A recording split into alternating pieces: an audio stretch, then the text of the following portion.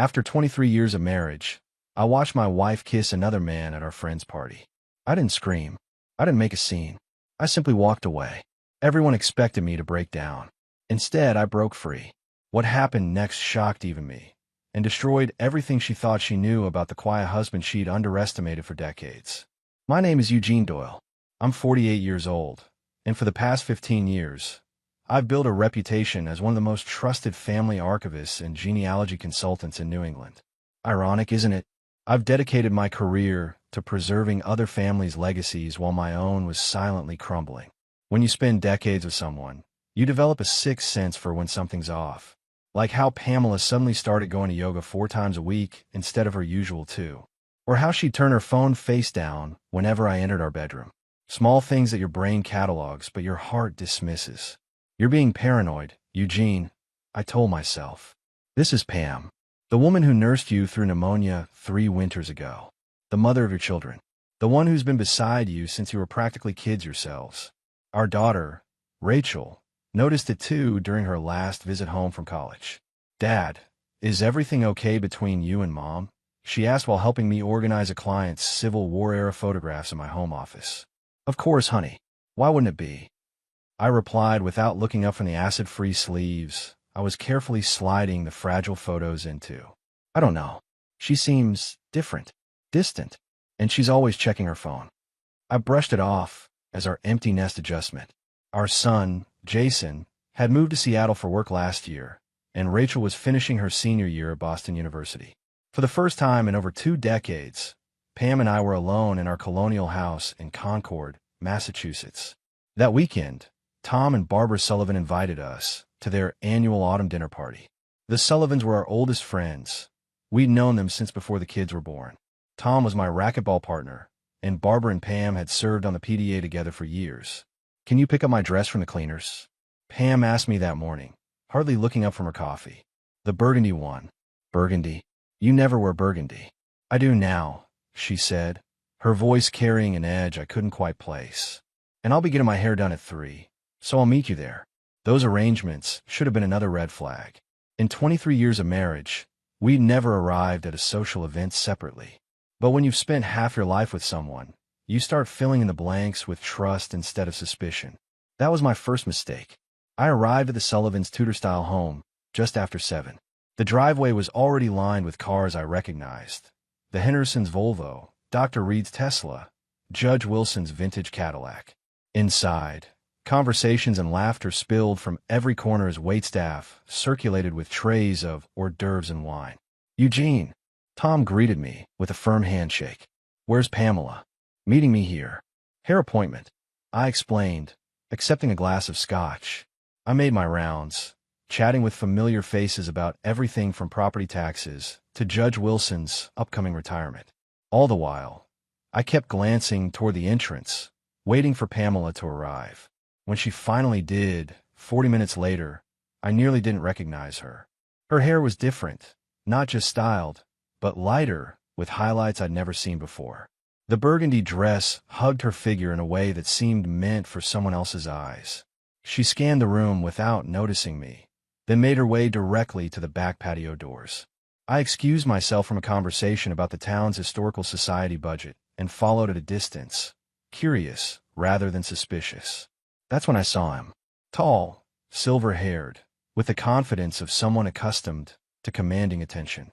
He stood slightly apart from the main group on the patio, and when Pamela approached, his face transformed with a smile that wasn't meant for casual acquaintances. My wife leaned in close, too close, and he placed his hand on the small of her back with familiar ease. She laughed at something he said, her head tilting back in that way I hadn't seen in years. Then, as if they'd forgotten they were surrounded by 24 people, she kissed him. Not a greeting between friends. Not a peck on the cheek. This was deliberate, intimate, the kind of kiss that comes with history. At a party, I saw my wife with another man. I didn't say a word, just walked away. The glass of scotch in my hand suddenly felt too heavy. I set it down on a side table, turned, and moved quietly through the crowd toward the front door. No one noticed me leave. Not even Tom, engaged in a heated debate about local politics. Not Barbara, busy refilling empty glasses. and certainly not Pamela, who was still on the patio, her attention fully captured by the silver-haired stranger. I drove aimlessly through the autumn-painted streets of Concord, passing landmarks that had been the backdrop of our marriage for decades. The elementary school where we'd attended Rachel's and Jason's performances, the park where we'd walked our now-deceased golden retriever, the coffee shop where we used to meet for lunch when Pamela worked part-time at the library. 23 years of memories, now cast in the shadow of a kiss. I returned home after midnight. The house was dark and silent. Her car wasn't in the driveway. I sat in our living room, surrounded by the antique furniture we'd collected over the years, and waited. Not planning what to say, not rehearsing accusations, just sitting in the quiet, letting reality settle into my bones. When dawn broke, I heard her key in the lock. She entered tentatively, still in that burgundy dress, heels in hand. The moment she saw me sitting there, her expression crumbled into panic. By morning, she was in tears, but I had already gone. I didn't disappear completely. That would have been too easy for her, too convenient. Instead, I became a ghost in my own life, observing from the periphery as Pamela scrambled to make sense of my silent departure. I checked into the old mill in about 20 minutes from our home, close enough to monitor the situation, far enough to maintain my distance. It was a strategic decision, not an emotional one. When you've spent decades studying family histories, you learn that hasty reactions rarely yield the best outcomes. My first call was to our son, Jason. I didn't tell him about the kiss or my suspicions, just that his mother and I needed some space. "Dad, what's really going on?" he asked, his voice carrying the direct approach he'd inherited from me. "I need to figure some things out," I replied. "Trust me on this one, son." I contacted our financial advisor next. Hank Williams had managed our investments for 15 years and knew the intimate details of our retirement accounts, property holdings, and the business I'd built preserving other people's legacies. "I need to understand exactly where we stand," I explained over coffee at a diner far from my usual haunts. Discreetly, Hank nodded, his expression grim. "You thinking legal separation?" "I'm thinking information first, decision second." What I discovered wasn't surprising, but still stung. Pamela had opened a private bank account 3 months ago. She'd moved small sums, nothing suspicious to a casual observer, but a clear pattern to someone looking closely. Preparing a safety net, planning an exit. 2 days after the party, I drove to a vantage point near our house and watched. At 7:30 p.m., an unfamiliar black Audi pulled into our driveway. The silver-haired man from the party stepped out, looking comfortable, like he belonged there. No hesitation, no furtive glances, just the confidence of a man entering familiar territory. I didn't confront them. Instead, I set up my laptop at the inn and accessed our home security system, the one I'd installed after a break-in 2 years ago. The cameras covered the exterior entrances and the main living areas, not the bedrooms.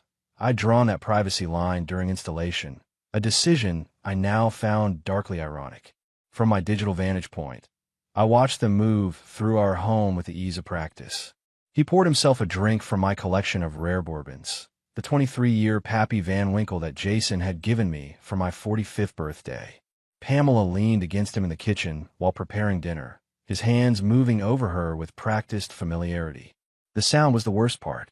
Her laughter, bright, genuine, a sound I hadn't heard directed at me in years. "It feels strange without him hovering around," she said as they settled on the sofa, "but also freeing." "You think he knows?" the man asked, swirling my bourbon in my crystal tumbler. "Eugene, please. He spent so many years buried in other people's family trees, he can't see what's happening in his own house." Her voice carried a dismissive tone I'd never heard before. "He'll probably send a carefully worded email, asking to discuss things rationally." Her words struck deeper than any knife could. 23 years of marriage, reduced to contemptuous dismissal. But I didn't rage. I didn't break.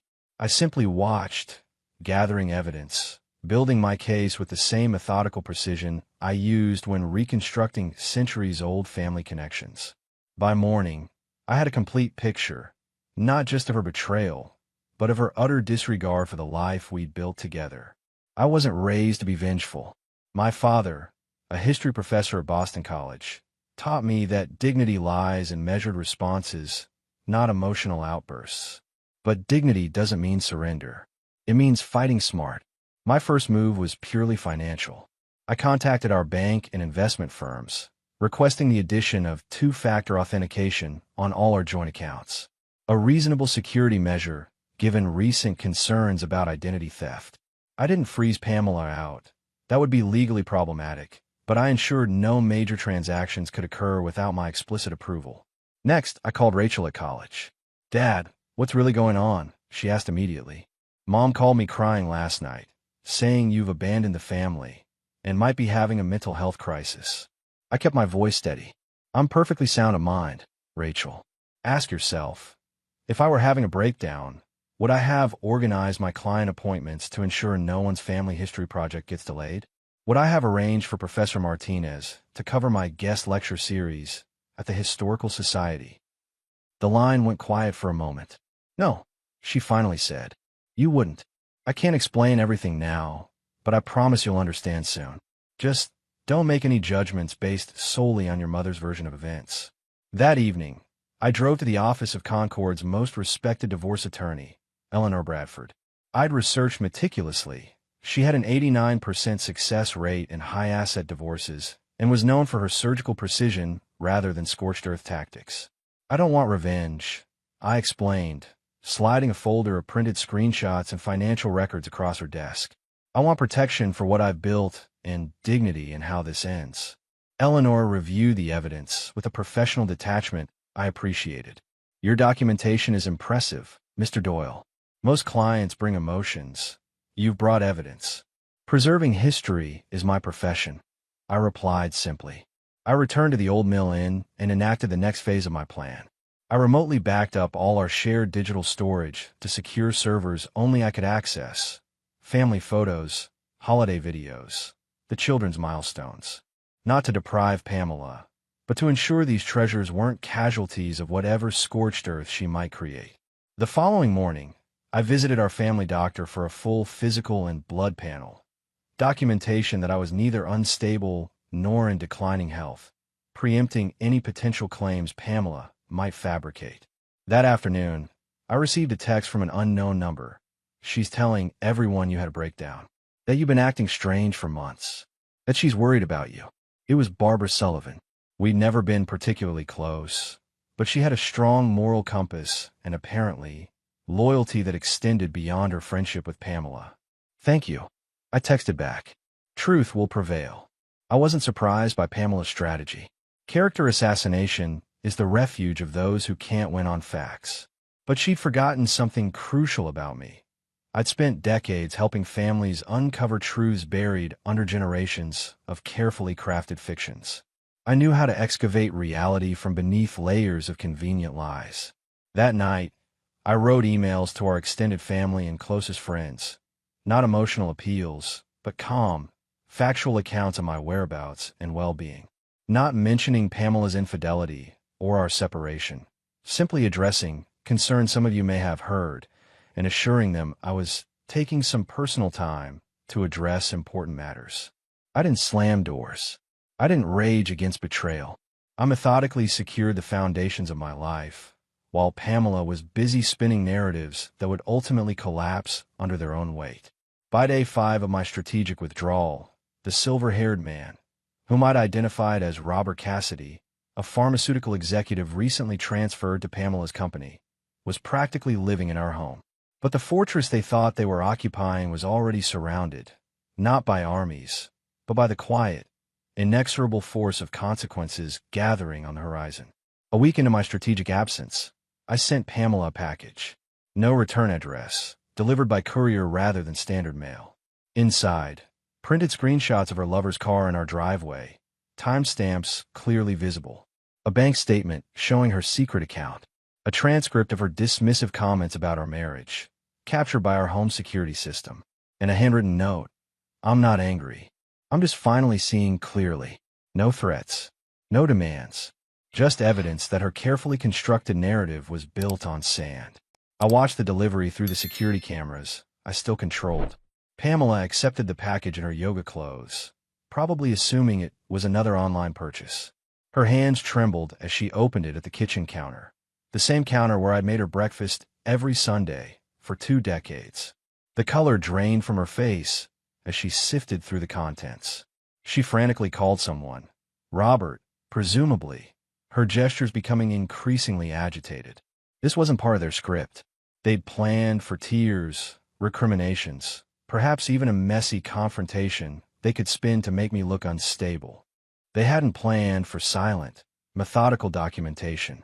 That evening, my phone exploded with messages. Not from Pamela. She was still calculating her next move, but from our circle of friends. Barbara Sullivan called first. Eugene, I don't know what's happening with you and Pam, but people are saying things, troubling things. What kind of things, Barbara? I kept my voice neutral. That you've been controlling. That you've monitored her for years. That you're punishing her for trying to find happiness. She sounded uncomfortable, caught between decades of friendship and fresh accusations. Interesting perspective, I replied calmly. Have I ever struck you as controlling in the 20 years you've known me? No, she admitted. That's why this seems so out of character. Sometimes the simplest explanation is the correct one, Barbara. After we hung up, Judge Wilson called, then the Hendersons. Each conversation followed the same pattern. They'd heard troubling things, but couldn't reconcile them with the man they'd known for decades. I didn't correct them, didn't offer counter-narratives. I simply asked questions that made them reflect on their own experiences with me. The truth doesn't need aggressive defense when it's witnessed firsthand. That night, I drove to our neighborhood and parked a few houses down. Through her frantic damage control, Pamela had forgotten one crucial detail. Our bedroom curtains remained open, as they had every night since we moved in. From my vantage point, I could see her pacing, phone pressed to her ear, gesturing frantically. The fortress of lies was beginning to crumble from within, not from my assault, but from the weight of its own contradictions. By morning, Robert's Audi was gone. The first crack in their united front had appeared. 2 weeks after my departure, Pamela finally called. Not texted, called. A voice conversation leaves fewer tracks, creates fewer records. I answered on the fourth ring, giving myself time to center my thoughts. Eugene. Her voice carried practiced concern. We need to talk about what's happening. I agree, I replied, keeping my tone measured. Can you come home? Please. Whatever you think is going on, we can work through it. Notice the phrasing, whatever you think is going on. Not an acknowledgement, but a subtle suggestion that the problem existed in my perception rather than her actions. I'm not ready for that conversation yet, I said. When then? You can't just disappear after 23 years. A carefully modulated note of indignation entered her voice. The children are worried. Our friends are worried. I appreciate the concern. I maintained the calm that she once found comforting, but now clearly found infuriating. I'll reach out when I'm ready. The next day, I received a text from Rachel. Mom asked me to come home this weekend. Says you two are having serious issues. Should I? Yes, I replied. But keep your eyes open. Rachel had always been perceptive. As a child, she could spot the real culprit in playground disputes while teachers were still sorting through conflicting stories. Now, as a young woman, that perception had only sharpened. I knew exactly what Pamela was doing. The children would be her character witnesses, her emotional leverage. She was setting the stage for a confrontation with an audience guaranteed to make me hesitate, to soften my resolve. It was time to change the script. Friday afternoon, I contacted Jason in Seattle. Your sister's heading to the house this weekend. I think you should join her. Dad, what's really going on? His voice carried the direct approach he'd inherited from me. A performance is being prepared, I answered. I think both of you should be in the audience. Saturday morning, I watched through the security system as Rachel arrived. Pamela greeted her with a tearful embrace, already setting the emotional tone. 3 hours later, Jason's rental car pulled into the driveway, the unexpected variable in Pamela's carefully crafted scenario. I didn't intrude on their private conversations.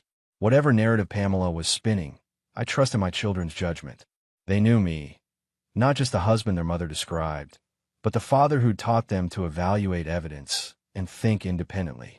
Sunday evening, Rachel called. Dad, she said, her voice tight, I think you should know Mom's already talking to divorce attorneys. She's got this whole story about emotional neglect and how you've been cold for years. And what do you think? I asked, caring more about her perception than Pamela's accusations. A long pause. I think something doesn't add up. And I think her friend Robert seems awfully comfortable in our house. Trust your instincts, I told her. They've always been good. After we hung up, I made one final call to Eleanor Bradford, my attorney. They've started the narrative phase, I explained. Time to move forward. Affidavits are ready, she confirmed. And the financial protection measures are in place. Are you certain you want to proceed with the documentation package? I thought about the family photos on our mantle, the vows we'd spoken, the life we'd built, and the trust I'd extended. Yes, I said finally. No more shadows. It's time for light.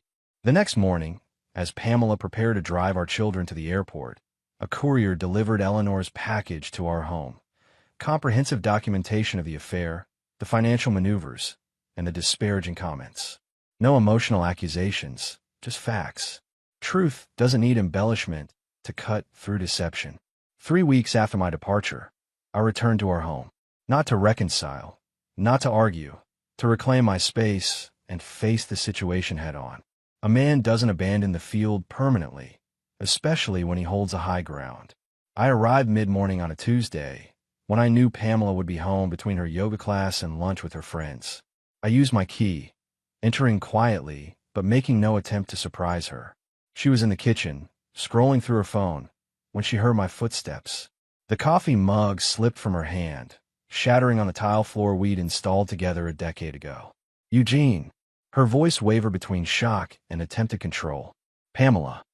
I set my briefcase on the counter and began brewing coffee as if it were any ordinary day. We need to talk. Her eyes darted at her phone, then back to me. I've been trying to reach you for weeks. I know. I poured water into the machine, my movements deliberate. I wasn't ready then. I am now. This isn't like you, just disappearing, she began, shifting into the narrative she'd been crafting. Stop. The word wasn't loud, but it carried the weight of absolute certainty. That story might work with others, but not with me. Not anymore. I placed a folder on the counter between us. Inside were divorce papers, already prepared by Eleanor, alongside printouts of the most damning evidence. This isn't a negotiation, I explained calmly. It's a notification. Her face cycled through emotions, shock, anger, calculation, and finally, a kind of grudging respect. How long have you known? She asked quietly. Long enough. I didn't elaborate. The details weren't important anymore. She picked up the divorce papers, scanning the terms. Her eyes widened to the financial arrangements. Fair but firm, with no room for manipulation. The children already know, I added. Not everything, but enough. They've seen the evidence themselves. That was the moment her carefully constructed facade truly collapsed. Pamela had always prioritized her image as a mother above all else. You had no right, she whispered, but the words lacked conviction. You made choices, I replied simply. So did I. Before I closed my office door, I turned back. I'm moving forward, Pamela. You should too, just not in this house. It wasn't cruelty. It was clarity, the kind that comes from recognizing when a chapter has truly ended. A week after returning home, I encountered Robert Cassidy face to face. It wasn't planned, at least not by him. I was leaving Concord Public Library after researching a client's Revolutionary War-era ancestors when I spotted his Audi in the parking lot of the upscale cafe across the street. Some confrontations are necessary, not for drama, but for closure. I entered the cafe calmly, spotted him at a corner table reviewing documents, and approached with deliberate steps. He didn't notice me until I pulled out the chair opposite him. Mr. Cassidy, I said evenly, sitting down, I think it's time we met properly. His eyes widened in recognition, darting toward the exit before settling back on me. Eugene Doyle. The same. I placed my hands on the table. Nothing hidden, nothing threatening, just a man claiming his rightful space. I thought we should have a conversation. Look, this is awkward, he began, his corporate polish already assembling excuses. Whatever Pamela told you about us. She hasn't told me anything, I interrupted calmly, which is precisely the problem. His confusion was genuine. Clearly, Pamela had assured him I remained ignorant or had accepted whatever narrative she constructed. I'm not here to create a scene, I continued. I'm here to look you in the eye and ask if you understand what you participated in destroying. He shifted uncomfortably. Marriages end. People grow apart. Indeed they do, I agreed. But honorable people end one relationship before beginning another. His eyes dropped to his coffee cup. The silence stretched between us. 23 years, I finally said. 2 children. A life built brick by brick. That deserved more than a kiss at a party and lies in the aftermath. His head snapped up. She said you knew for months. That you were separated in all but name. I smiled thinly. Consider who provided that information and their potential motives. Understanding washed over his face, followed by something resembling shame. Not guilt over the affair, but embarrassment at being manipulated, the kind of embarrassment corporate executives find intolerable. The divorce will proceed, I said, standing. I don't expect apologies or explanations. I simply wanted you to see the human being you helped betray, not some abstract obstacle in your path. As I turned to leave, he called after me. Doyle, for what it's worth, she's losing the narrative at the company. People are asking questions. I nodded once, acknowledgement without gratitude, and walked out into the autumn air. Some victories aren't about winning, but about making sure everyone recognizes what's been lost. 6 months after finding Pamela with Robert, our divorce proceedings were nearly complete. The house was on the market, assets divided according to Eleanor's meticulous planning. We communicated only through attorneys, arrangement that maintained peace and clarity. Then Pamela requested a face-to-face meeting. No lawyers, no mediators. Just the 2 of us at the small Italian restaurant where we'd celebrated our 20th anniversary. I considered refusing. What remained to discuss? But closure sometimes requires one final conversation, so I agreed. She arrived 15 minutes late, a habit that once irritated me but now seemed trivial. She'd aged in these 6 months, fine lines around her eyes deeper than I remembered. Thank you for coming, she began after ordering a glass of wine. I wasn't sure you would. We were married for 23 years, I replied. That deserves at least one final conversation. She nodded, fingers tracing condensation on her water glass. The house sold quickly. Good neighborhood, good schools. It always would. The small talk exhausted itself quickly, leaving the weight of unspoken words hanging between us. Eugene, she finally said, I need to know if you can ever forgive me. I considered the question carefully. Not a reflexive response, but a truthful one. Forgiveness isn't the issue, I answered.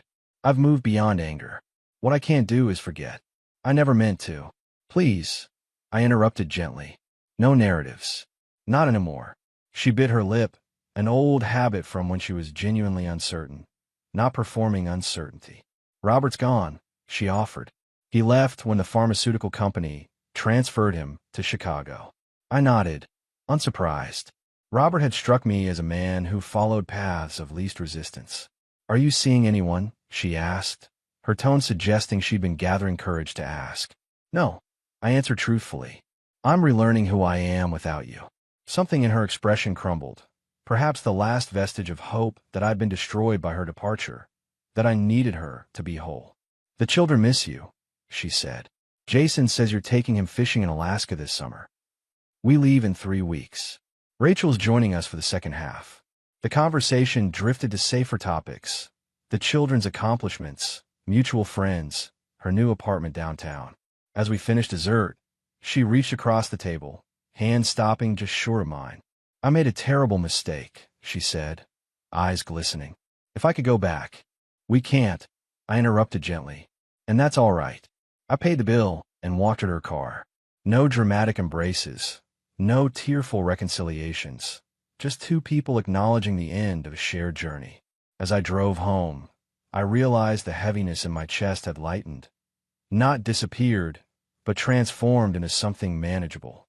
Not healing, exactly, but the beginning of whatever comes after.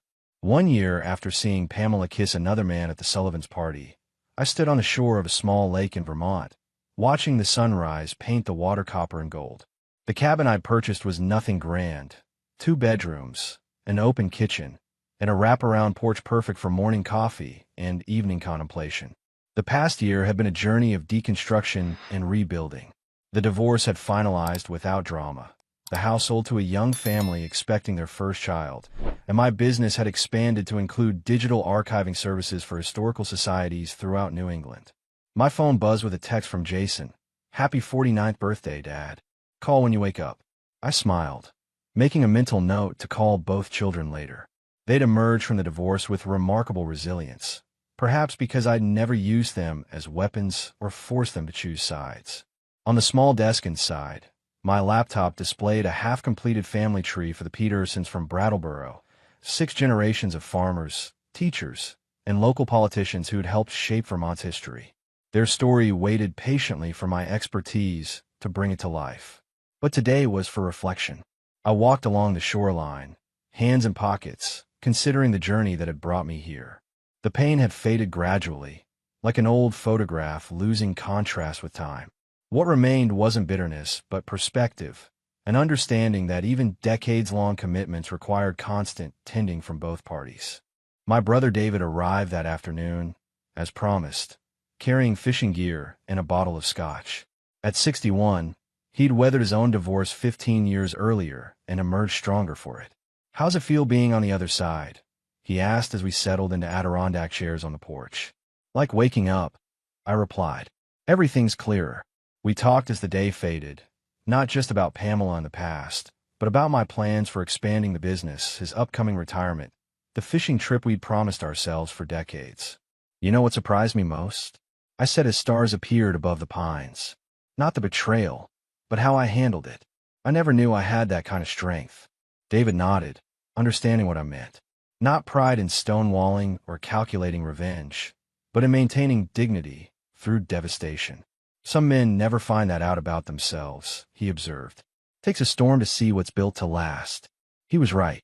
The man who had walked out of that party a year ago wasn't the same one sitting here now, not diminished but distilled.